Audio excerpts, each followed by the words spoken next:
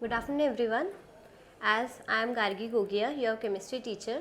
हम लोगों ने यहाँ पे जो है एनालिसिस करा है, पूरी टीम ने ही एनालिसिस करा है, जिसमें सबको पता है कि केमिस्ट्री के क्या केमिस्ट्री के टीचर ने केमिस्ट्री का करा है, फिजिक्स के टीचर ने फिजिक्स का करा है और जीएस के टीचर ने जीएस एंड सेवरल।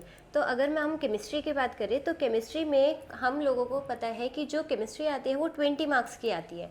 अब 20 मार्क्स में तो ये बहुत बड़ा ही टास्क है कि मैम हम 11th और 12th का पूरा सब कुछ पढ़ें, वो तो पॉसिबल नहीं है। तो हमने एनालिसिस करा और उस बेसिस पे हमने बताया कि what are the important topics in chemistry जो कि हमें पढ़ने चाहिए, जो कि हमारे पास स्कोरिंग है, जो कि प्रीवियस ईयर क्वेश्चंस में हमारे पास आ रखे हैं, जिससे हमारा टारगेट क्या है कि 20 मार्क्स स्कोर करना।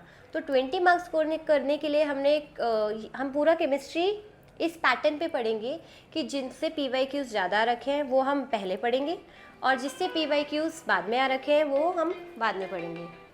सिर्फ हम वो टॉपिक्स पढ़ेंगे। हमने क्या करा है, इनको अब सीक्वेंस में कर दिया, क्योंकि पूरी chemistry if you talk about some basic concepts class 11th का पहला टॉपिक है और लास्ट में हमारे पास 12th का लास्ट टॉपिक है अमाइंस। तो अगर हम इन चीज़ों को सीक्वेंस में पढ़ेंगे तो अगेन फिर हम 11th एंड 12th दोबारा पढ़ रहे हैं, जो कि हमारे लिए 20 मार्क्स के लिए, आप लोगों के लिए बहुत मुश्किल टास्क है।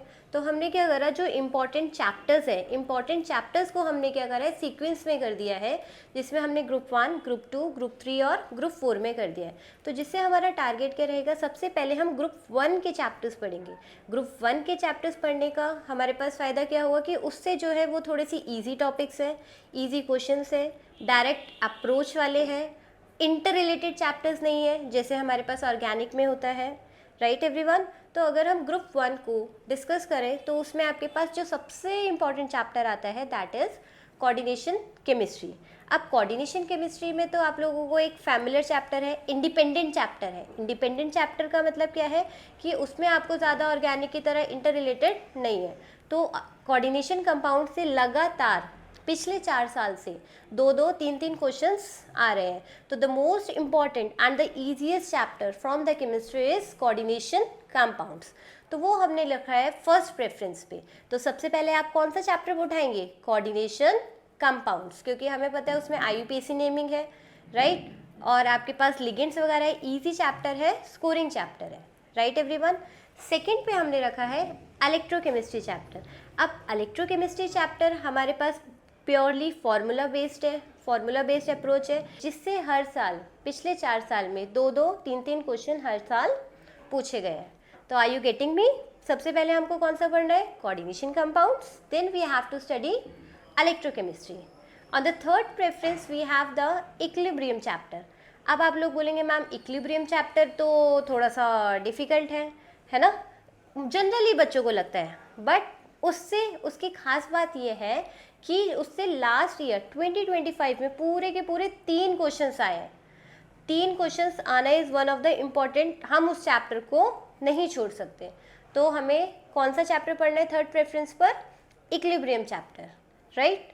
Next we have the chemical bonding.